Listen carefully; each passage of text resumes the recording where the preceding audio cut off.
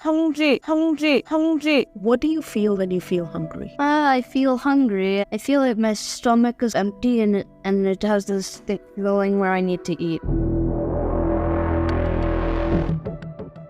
Today in our podcast, we'll try and answer the age-old question, what is hunger? Why is everyone trying to suppress it according to Ayurvedic perspective, but also bring in a medical doctor who also happens to be an Ayurveda practitioner to give a balanced view. Dr. Miten Baliga is an Indian-born medical doctor living in Atlanta, Georgia. After practicing medicine in India, United Kingdom, in the United States, she's now an Ayurvedic practitioner. She integrates her knowledge of Western medicine with Ayurveda and mind, body, soul medicine to help people.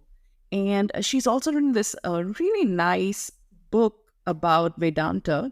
It's on Amazon. I'll put a link there. So let's start our podcast. So my first question to you, Dr. Miten, is what is hunger? Let's talk about the body's signaling system. So according to Ayurveda, body gives us signals, right? We get signals of hunger when the body needs nutrition and energy. We get signals of thirst when the body needs hydration. We get signals for a toilet break when the body needs to evacuate pee-pee or poo-poo. Ayurveda suggests we honor the natural signals and signs for our body in a timely manner. Does the Western medicine also suggest the same? We have a body, we have a brain, right? So this brain controls most of our functions of the body. Now, this is our understanding through science. So we think, we say, okay, our brain tells us now move your right hand, send signals, right hand moves. Okay, so things like that, because those are voluntary actions, right? Voluntarily, I want to pick up my cell phone, so I move my hand. That's voluntary. So yes, there you can completely trace this chain of events from the brain, through the nerves, through the muscle, and then the hand moves. Almost all the most important functions of the body are involuntary. What do I mean? Can you name some important functions of the body that are involuntary, meaning you can't control them with your brain, like with your thought, your intention? About heartbeat? Heartbeat. Without that, we'll be dead, right? You don't control your heartbeat through your brain. That is done automatically, which we call the autonomic nervous system. You can't think, okay, let me decrease my heart rate. Here we go. No, it's not like, let me lift my arm. It's not like that, right? Or like your breathing pattern even. Breathing happens on its own, not through your thoughtful action. Your digestion inside the body. Are you controlling every step of your digestion? Now my food should go into the small intestine. Now my small intestine has to start absorbing all the nutrients. No, we have no control whatsoever. Most of the major life-sustaining functions of the body are outside of our control. Outside of our control body, which does its own functions, it does its thing, it actually keeps us alive. Now that has to connect in some way to our mind, because there are certain points where they need to work together. Digestion may happen on its own, but we have to consciously put the food inside our body. Only then it can start that job. Once you chew and swallow the food, then the digestion will take care of it automatically. But we have to put the food in the mouth, and that is under the control of our mind. I actually have to make the decision. I need to go take this food and I need to put this in my mouth. So do you see? So there is a voluntary part, and then the rest of it is involuntary. But that voluntary and that involuntary have to connect somewhere. How does this involuntary part let the voluntary part know that, hey, now you got to eat? How do any of us know we have to eat? Just because it's my lunch break, I have to eat? That's what, as human beings, we have built that to our lifestyle. You feel hungry, that's when you eat. So the involuntary portion of this whole chain, our digestive system, lets us know that it's time to eat. Hey, brain, get up, go find food, put this in your mouth. That signal is given by that sensation of hunger. The hunger is a sensation that our brain now recognizes and realizes, time to put food into my mouth. And then you go, now you use your brain, and then you decide what food I want. What am I going to eat it with? Where am I going to sit down and eat? All that is voluntarily you're going to think and do. But that connecting link between the involuntary portion of the process and the voluntary portion of this process is the signal called hunger, that sensation of hunger. Does that make sense? Yes, it does. It does. If you ignore the signal of hunger, consciously, unconsciously, whatever reason, now you have disconnected these two, the voluntary and the involuntary. If you disconnect the connecting link, right, that's the hunger sensation. Now these two will function independently of each other. That's not how they're supposed to function. They work well only when they work together. Now, if you disconnect it, right, Body may still digest food or whatever is there in it, it's going to keep digesting. So what will it do? The juices, the enzymes, they will still keep functioning. They will be haywire, causing their own Agni-related problems, digestion, further whatever issues may come from that. And then from the voluntary portion, now you're going to eat. If you do not choose to do the eating along with what the hunger sensation is. So you're going to eat as and when you want, irrespective of what the digestion is ready for. So that will cause its own issues. So if you ignore this important signaling mechanism, then you're pretty much asking for trouble because you're disconnecting two processes that work only when they are connected. That's really beautifully put. Thank you so much, Dr. Mathun Baliga.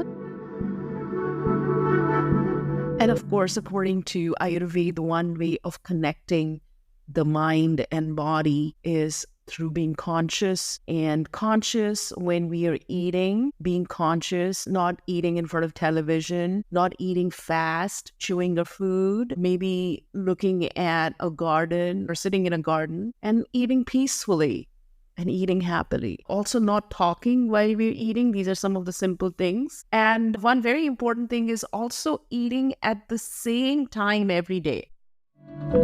Now we will move on to the next portion of our podcast, which is hunger from a yogic perspective. In this part of the podcast, we will move from the Western perspective of hunger to more Vedic and yogic aspect of hunger and food and how to cook. Pandita Krishna Das, welcome. He used to be temple cook and he would cook for hundreds of people in the ISKCON temple. He is a Vedic cook, an expert vegetarian Vedic. So I thought it would be nice to ask him a few questions pertaining to cooking and especially Vedic cooking and hunger. Let me start with the question, how do you feel hunger? What is hunger according to you? Well, as a Pitta person, hunger is basically a desire to fill the stomach. Now, the real question to ask is, what is really a full stomach? What's the appropriate fullness for the stomach? According to yogic texts, doesn't it say that you should eat only 75% and leave 25% empty? How do you do that? I mean, is it by process of meditation? I mean, I eat my emotions. I don't know about you. Overeating is part of life for most of us, at least most of us Kapha people. How do you do it?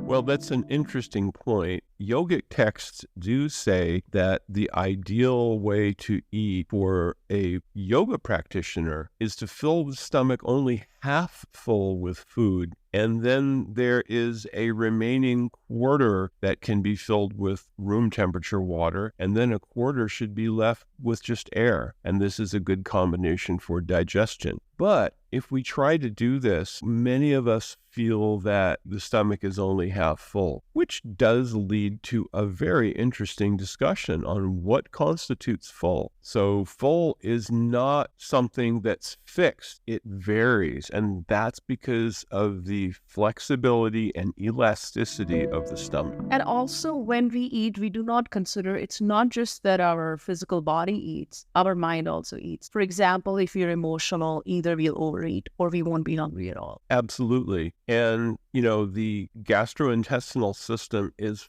full of nerve endings and neurons. And this is something that has really only come out in recent years, understanding the neuronal gut. And it's a part of our consciousness. Our consciousness also lives in our gut, in our digestive tract. Earlier in the morning, we were talking about when we are overeating, the stomach becomes bigger. And you had some very interesting thoughts on it. Can you repeat that for me, please? Sure. Basically, we perceive fullness of the stomach based on a sensation. There's a sensation based on what our stomach feels, and does the stomach feel full? Now, when the stomach is actually full, think of the stomach more like a rubber bag. It can stretch. So it is kind of like if you fill a water balloon when do you say it's full? The balloon will stretch. It will get bigger and bigger and bigger. And the stomach does that too. So we have to be able to find a limit and kind of measure our food intake. And emotional eating is something that tends to wear away at that, because if we feel that we're not completely full and we have more, or we feel that we're full, we've stopped eating, and then we go back and have more just because of the taste, that's how the stomach stretches. And once the stomach has stretched, it starts to get used to a new normal. This is what I've understood from what you just said. Let me reiterate. Basically, the stomach is like a bag which is shrunk. And if we keep on overeating over a long period of time, the size of the bag becomes bigger. And when you stop eating, it will not shrink back to its original size immediately. Basically, the size increases over a period of time. So the idea is, instead of going on a diet, being hungry, we have to kind of do things slowly. And also, we actually have to feed our emotions because our mind needs the taste. There are Shada Rasas, 6 rasas in Ayurveda, as much as our body. So eating rasas and taste in food that satisfies not just the body, but the mind. Now, what is it that would satisfy a body and mind? Well, there are things that give satisfaction, and this is called prinan, or satisfaction. Ghee is an example of something that has a property of giving satisfaction. So even if we add a small amount of ghee to something, it makes it more satisfying. So if we eat things that are satisfying and we don't feel that we have to stuff ourselves until nothing else fits in our stomach, then that's a good way to eat. It's also sometimes said that once we eat at a point where we have to burp, that means that we're now letting air out of the stomach, and we want to keep some air left in the stomach, and that's a good time to say stop. Or it means we might have overeaten already. Or it means that we've now reached the point we've eaten enough. Or it might mean that it's a lot of food with a lot of air and space, like salads or beans and things like that. I want to touch on one more thing about satisfaction. What does chapter 17 of Bhagavad Gita, what does Krishna say about foods situated in sattva that would give satisfaction, happiness to the mind? Sattvic foods are those that satisfy the body, the mind, and the spirit. They're good for us not just physically, but also emotionally. Well, that's a very good point. In chapter 17 of Bhagavad Gita, which is basically divisions of faith, and it's talking about the 3 gunas.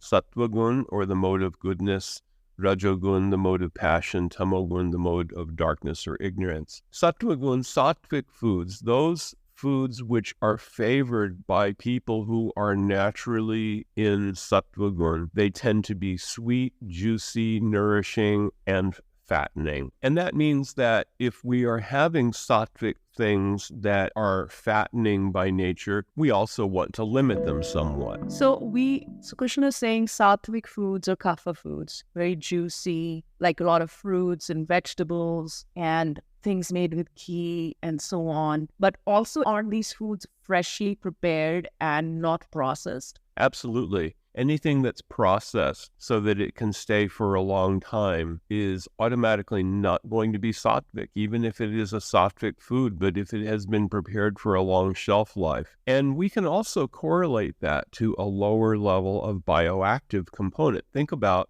going into your garden and getting some fresh vegetables and cooking them. There's some of the bacteria there, and it's not going to be completely sterile, but you're not going to have the harmful bacteria. Those are destroyed by the cooking, and it's part of nourishing our gut biome. When we eat things that are locally grown and freshly cooked, this helps to encourage our diversity of the gut biome. And when we have things that are processed, why are they they are processed to make them completely sterile. Yeah, exactly. And those sterile foods are not nourishing our gut biome, and they in fact are taking away. They give us a sense, my stomach is full, I've tasted something, I like the taste, it's very tasty, but it's not giving us the full nourishment. So in Bhagavad Gita, Krishna says, yata yamam, if food has been consumed more than yama is about, 2 or 3 hours,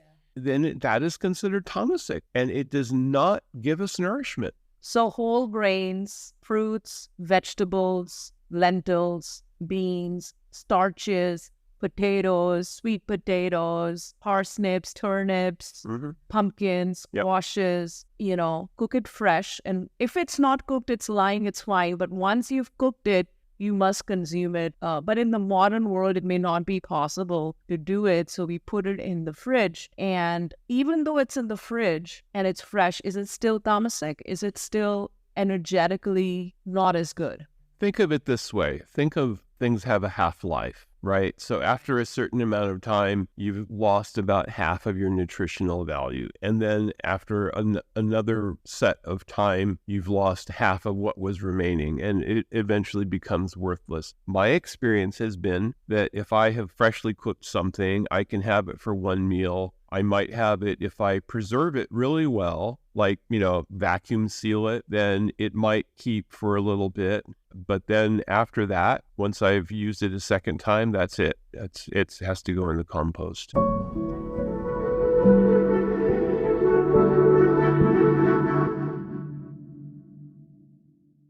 Before I end, I want to talk about appetite suppressants or artificially suppressing our appetite by, drinking too much water before a meal or whatever a person may do to suppress their appetite, or just missing meals altogether.